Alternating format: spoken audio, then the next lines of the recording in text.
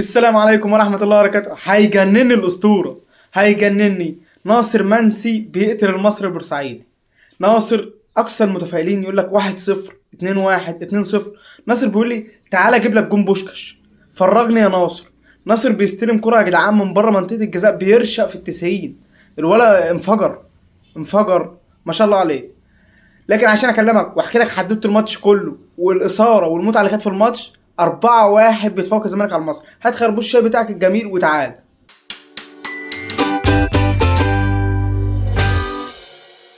الزمالك بيبدا المباراه مش احسن حاجه. اول 25 دقيقه كانت للمصري كلها تقريبا. احنا كنا بنضغط ضغط كويس، اي نعم كنا ساعات بنقطع في نص ملعبهم، لكن لما بنقطع الكوره التوظيف الغلط لبعض اللعيبه في اول 25 دقيقه هو اللي كان مضيع الزمالك. يعني لما تيجي تقول لي خوان بيزيرا، انا ما بحبوش في عمق الملعب، وما بيروح شمال برضه بيقل. انا ما عنديش مشكله ان انت تغير مكان خوان بيزيرا او عدي الدباغ، تهمد الدفاعات، ان انت تعمل روتيشن، تخلي حريه في الحركه عشان الدفاعات تتدربك بتاعت المنافسين. انما ان انت تثبت لي لعيب في غير مركزه يبقى دي توظيف خاطئ. دي مشكله كبيره جدا كانت بتواجهنا الشوط الاول. احمد فتوح برضه كانت مشكله كبيره. انت ليه بتلعبه تحت عدي الدباغ في الناحيه اليمين ولاقيه وسط ملعب يمين؟ طب ما هو ما بيجي من عمق الملعب بمهاراته بحركاته بيحط لك البهارات زي الجون اللي جابه لناصر منسي، اسيست رايق. بتبدا بقى المباراه عند الزمالك في الدقيقه 25. يعني اول 25 دقيقه كلها المصري مسيطر، المصري مستحوذ. اللي احنا عملناه في المصري في اول 25 دقيقه كان ممكن هو اللي يعمله فينا. ليه بقى؟ لاننا سيبنا له الاستحواذ بشكل تام، وما كنا بنضغط. لو اعتمد المصري على الكره الطويله كان بيوصل. لكن عندنا احمد ربيع البطيء جدا اللي هجيله قدام عندي معاه مشاكل كبيره جدا. انت بطئك غريب. يعني كل كوره كان المصري بيرميها طويله. المفروض بقى ان انا عندي اتنين مدافعين طوال، حسام، عندي معرفش احمد اسماعيل، كل ده طويل، اطلع اخد الكوره العاليه. لا، ما كنتش باخد ده. كنت الكوره بتنزل بقى لنص الملعب اللي ما فيهوش حد. يعني مش هقول لعبد الله خد له الكوره الثانيه، مش سريع. فتوح كان بيقدم لقدام عشان يقدم الاضافه دي. بقى مش عارف كان بيعمل ايه. دي بالنسبه لحته اول 25 دقيقه. يبقى كده اسباب انهياري في اول 25 دقيقه: التوظيف الغلط لبعض اللعيبه، بطء مع احمد ربيع. اتعدل دي ازاي؟ عدلت توظيف اللعيبه. احمد ربيع برضه ده ما اتحسنش، انما مين اللي اداؤه اتحسن؟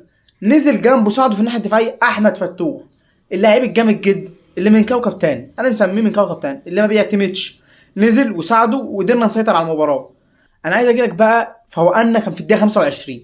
عايزك بقى تبص للفاول اللي جه للزمالك، اللي لعيبه المصري كلها رمت لعيبه نادي الزمالك في الاوفسايد. كان قبل الجون على طول لعبنا فاول من لمسه واحده رفعها عبد الله السعيد عرضيه. كل لعيبه المصري الدفاع قدم، فبالتالي بقى كل لعيبه الزمالك في الاوفسايد. عمل ايه بقى عبد الله السعيد في الفاول اللي بعده؟ بصاها لبزير. فدفاع المصري قدم عشان يجي اللي هو ميسي الدوري المصري، اقل ما يقال عنه. عمل الموزه اللي بيشيل ميسي دي لسواريز، هو رفعها لمين؟ لعدي الدباغ. الكره يا جماعه موزه. يا جمالك يا جمالك يا برازيلي يا رايق. الواد رفع الكوره في البعيده، لمسه نكش، بس نكشف مهاجم. هو دي المهاجم يا جدعان، مش زي فرقه عندها اوتاكا وما اعرفش ايه يا جدعان الكلام ده. عندنا النجم عدي الدباغ عشان يلمس كوره يحطها بس بسن بجنب الجزمه كده في البعيده. خلاص حارس المصري قافل لك، حطيتها بعيد عن رجليه، خلاص جول. واحد. الدنيا ماشيه جميله جدا. خلاص بقى اول ما جبنا الجون ده عرفت ان انا هرجع، لان بانت ان انا مدربي فاق، مدربي عدل في الفرقه. مش لازم تعديلي يكون بتغيير، تعديلي بشغل في الملعب، بتغيير اماكن لعيبه، الكلام ده. بكمل في ضغطي بدأ يتحسن. بقى ضغطي اصلا كان متحسن، بدأ يتحسن لما بدأت اخد الكرة التانية. بكمل، بيجي بقى برضه بزير بيقف على الكورة كانت هتتقطع منه، بتروح لفتوح بقى. فتوح بيدي كورة متشفية لناصر منسي، بيقول له جيب لنا الجول التاني انت وضميرك يا ناصر، شوفك هتعمل ايه يا ابني، شوفك هتعمل ايه. ناصر بيقول له اقسم بالله ما هخيب حاجه، ما هخيب امل جمهور الزمالك فيا. بيروح قاطم جسمه. يا جماعه انا عايزكم تبصوا على قطمه الجسم عشان يشوط الكوره صح. غير كده بصيته على الجون قبل ما يشوط، عارف ان الحارس حاطط رجليه فين واخر رجل الحارس ممكن يفرد ده. الكوره يا جماعه ما تكنيك الشوطه، والكوره متنشره في العرض عشان تروح تخش. يخرب بيتك جمالك يا ناصر، يخرب بيتك يا اخي، ابداع. الواد ده غير لنا مفهوم راس الحرب. ليه بقى راس الحربه جوه المنطقه؟ لما تبص تلاقي راس حربه لعيب كوره بيلعب بره المنطقه، ده بيعمل الاثنين. والمشكله ان هو ما كانش يجي منه كده خالص. ده تطور، شغل فردي كلاعب، شغل في التدريب، وهو ده اللي احنا عايزينه. شغل واجتهاد من كل اللعيبه، عايز كل اللعيبه ناصر منسي اكسب الدوري من دلوقتي، ما بصش للمنافسين والله العظيم. عشان بيسجل هدف التاني بنفوق في اخر ربع ساعه بنكسب المصري 2-1 في الشوط الاول. عشان نشوف الشوط التاني بقى مشاكلنا. يعني انت كواحد زملكاوي بتتفرج على الماتش، ايه اللي انت شايفه غلط في الملعب؟ عايز اشوف احمد ربيعه، مش عايز اشوفه في الملعب. عايز تغيير احمد ربيعه، وعايز اشوف كنت هضيف حد في الناحيه الشمال، لان الناحيه الهجوميه ما كنتش عايز اجي امتها بصراحه. عايز اطلع احمد ربيعه واكمل زي ما انا ماشي، الدنيا تمام قوي. بيبدا الشوط التاني فعلا، بس بقى مش بتغيير احمد ربيعه، لان طبعا شحاته كان مصاب فمش هتعرف تغير. فبدا ربيعه يأدي المطلوب منه من غير تأليف. يعني بيقطع الكوره بيبصيها، ما بيتقالش، بدا يتحرك شويه عن الشوط الاول. بدات انت بقى تتعامل مع الزياده اللي كان بيعملها المصري في الشوط الاول. يعني المصري مدربه عمل خطا وعمل ميزه كان بيعملها الشوط الاول، قفل عليها معتمد جمال.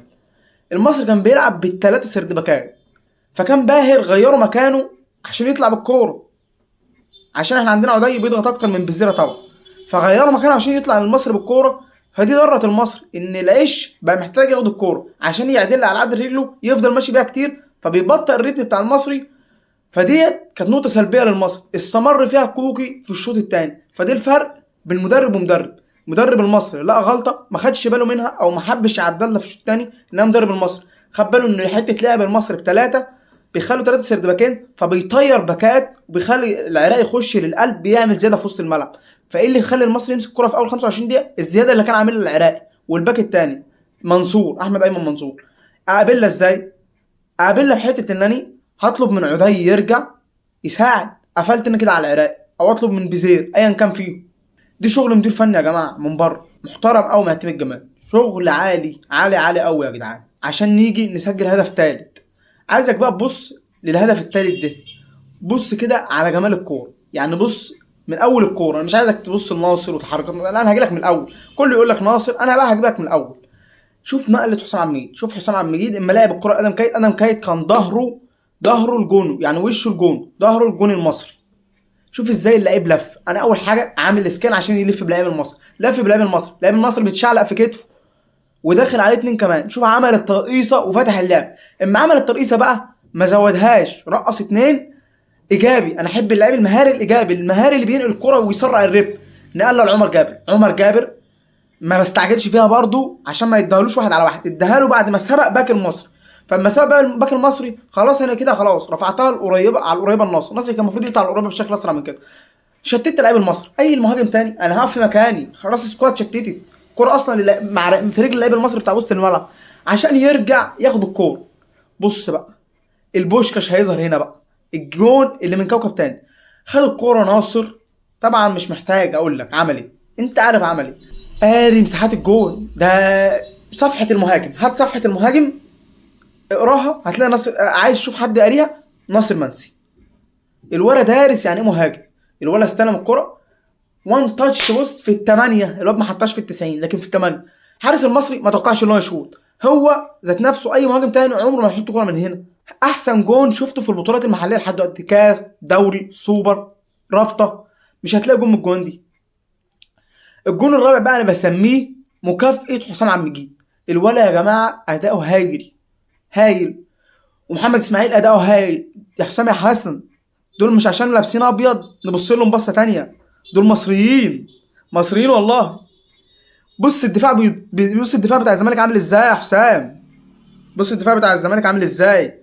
وبص يا حسام يا حسن على ناصر منسي، يا رب تبص له. ناصر منسي يا ربنا كرم النهارده بجون عشان تبص له. الراجل رحمه شين ماتش السعوديه اللي كل اللي بياخد كرة بيروح يجيب جون 4-0 يا راجل، ما هنش عليك تلعبه دقيقه. بصوا له شويه وربنا ده لو خد لا يبقى هداف المنتخب في المونديال. نظره كده يا عم، فتح عينيك. دي بالنسبه لحسام حسن. الجون الرابع اللي كنت بقول لك عليه مكافاه حسام عبد المجيد، عرضيه للباشا عبد الله السعيد، عرضيه تتدرس. جمال العرضيه في قوه العرضيه، والعرضيه ماشيه مستقيمه وراحه بعيد عن ايد حارس المرمى. يعني لو حارس المرمى فكر يطلع تلف لبره عشان توجه لرجل لراس حسام عبد المجيد. حسام عبد المجيد طبعا ما شاء الله طول يعني عالي جدا. انا كنت هجيب لك في الماتش ده لقطات لسوء تنفيذ ضربات ركنيه. ما ينفعش يكون عندي لعيب زي عبد الله السعيد نجم في العرضيات وطول 2 3 متر كده حسام عبد المجيد مش عارف استغله، مش عارف استغل اللعيب ده، لان في 7 8 ركنيات جات لنا في الماتش مش عارفين ننفذهم صح. الكره ما تعديش من على القريبه، فده ما ينفع. الميزه بقى اللي اتعملت في الكورنر ده عشان يجي جول، اول حاجه سرعه لحسام عبد المجيد، طول فرق في الطول قصاد الدفاع المصري وسوق الدفاع المصري. انا مش عايز برضو ادي لعيبتي حقها لكن انا لازم برضو اقول ان ايمن منصور ده كان على قده خالص النهارده. ناصر منسي في الكوره بتاعت الدقيقه 45 في بدايه الشوط الثاني برضو سرقها قبليه. والدفاع المصري كله يعني اي كره طويله كانت بتترمي كنا بنقدر نعمل بيها خطوره، دي مش هتلاقيه في الماتشات الثانيه. مش معنى كده ان المصري فريق ضعيف، انما هم عندهم مشكله في حته الكره الطويله. اي فرقه هتلعب عليهم كره طويله المصري هيبقى عنده مشكله من ناحيه احمد ايمن منصور. دي بالنسبه للاربع تجوان. اربع تجوان جمال جدا، ما ضيعناش فرصه غير عن طريق ناصر منسي اللي هي في الدقيقه 45 لسه مكلمك عليها دي. الشوط الاول بس اللي ضاعت واحده برضو البنتايج فاول. انا لازم احيي بنتايج على الفاولات. البنتايج بيشوط فاولات، بيشوط طرق ما شاء الله. بيفكرني بصراحه بوسام ابو علي اللي فيه كلام ان هو فيه كلام عليه في بيراميدز، وان شاء الله ممدوح عباس كده يزق لنا الدنيا ويحاول نخلص فيه. هنخلص فيه يعني هنخلص بطولات، ما بهزرش. كل حاجه ممكنه. قبل بقى ما اختم الفيديو لازم اشكر مجلس الاداره، اصل انا شايف شغل لازم اشكركم عليه. يعني الراعي الجديد ده راعي نادي تشيلسي، في كلام ان ممكن نعمل اعلان للشركه دي، فدي حاجه كويسه. الموقع حاجه كويسه، اما بنشوف حاجه كويسه بنقول عليها. احنا ما احناش ضد حد، انما مع احنا مع اللي يخدم. انت دلوقتي عملت الموقع واللي هيشترك عليه طبعا هيدخل اموال للنادي كبيره جدا، وحاجه عاليه جدا ان انت يكون معاك ناس فاهمه بتعمل ايه وحاطط كل واحد في المكان الصح. الموقع ده هيضخ اموال كتيره. فوزك ان شاء الله بالكونفدراليه والسوبر هيجيب لك 6 مليون دولار، 4 من الكونفدراليه و2 من السوبر، هيخليك تسد ديونك. والموقع ده الفلوس اللي هتتضخ منه هتكون يعني للمرتبات تقدر تحافظ بيها على التيم ده. انا مش مستعجل في الضم لعيبه، انا عايزك تحافظ لي على التيم ده، حافظ لي على اللعيبه، حافظ لي على شغلك. كل واحد في مكانه الصح يطلع لك حاجه كويسه. فبحب احييكم زي ما انتقدتكم في فيديوهات، لازم اديكم حقكم النهارده. اعلان وشركه وحاجه عاليه جدا. وغير كده كل التحيه لكل واحد بيروح المدرج، عشان خاطر انتوا رقم واحد. انتوا اللي بتاثروا في ان الثلاثه بونت. انتوا لما كانت اللعيبه نايمه في اول الماتش واستقبلنا جون في الدقيقه 13، انتوا اللي فوقتوا الفرقه تاني. شوارع هتتفتح وهتبص تلاقي الماتش يخلص 2-3-0 للاهلي من اول الشوط. سيراميكا هتشوف في سيراميكا اللي خربت الدوري، هتشوف اصل الاهلي هتبقى عامله ازاي. هيبقى عايز يكسب الاهلي على ماهر. هو ده اللي انا بتكلم فيه. فنحافظ عشان ما نستقبلش جون يدفعنا ثمنه بطوله. الجون دلوقتي ببطوله. ونقطه كمان عايز اتكلم فيها، بحييك يا معتمد يا جمال على عدم اللعب بشيكو بانز. خلاص يا رب كنت هربت يا اخي. انا شفتك النهارده في الموضوع اتضايقت يا اخي، اتضايقت ان انا شفتك مش عايز اشوفك. امشي. نقطه بقى في التشكيله بقى، ليه يا معتمد؟ ليه عمر جابر يا اخي؟ الواد بيرفع اغذيه بالموت، بيقدم بالموت، مش معقول. طب ما انا عندي محمد عبد الله. انا عايزك تحرق حسام حسن كمان، يعني تلعب محمد عبد الله تحرقه، ما تاخدوش بس تكون مبين شكل حسام حسن قدام الناس. انت ازاي ما ببصش لده؟ ازاي ما ببصش لده؟ زي ناصر كده، زي محمد اسماعيل وحسام عبد المجيد. يعني واخد يعني رامي ربيعه ده احسن من محمد اسماعيل في ايه يا اخي؟ ياسر ابراهيم ده. ويا رب دايما نادي الزمالك ان شاء الله نفوز بالماتشات اللي جايه ديت. فرصه بتقربنا للدوري او بتقربنا للمركز الثاني. مهم اول مشاركه في دوري ابطال افريقيا اهم من الفوز بالدوري، ان هي ما ينفعش تشارك في كونفدراليه ثاني، عيب قوي. هتبقى فعلا مش بس بنقل في المستوى كسنه او اتنين، هنبقى بنقل في التاريخ بقى. هنخش هنا بقى في حته وحشه قوي ان انت تلعب كونفدراليه سنه لتالت سنه. انت كده بتبين بقى البيراميدز ان انت فعلا كده ممكن بتقول له رساله انت كده ركبت عليا في الدوري. فدي ان شاء الله مش هيحصل. بتكاتف وبمجهود وبمدرج الزمالك مستحيل حاجه زي دي تحصل السنه دي ان شاء الله. الف مبروك لكل الزمالك، لمجلس الاداره، للعيبه، للمدير الفني. وفضلا وليس امرا ما تنساش تحط اللايك وتشترك في القناه وتفعل زر الجرس عشان يوصلك كل جديد. في الختام سلام.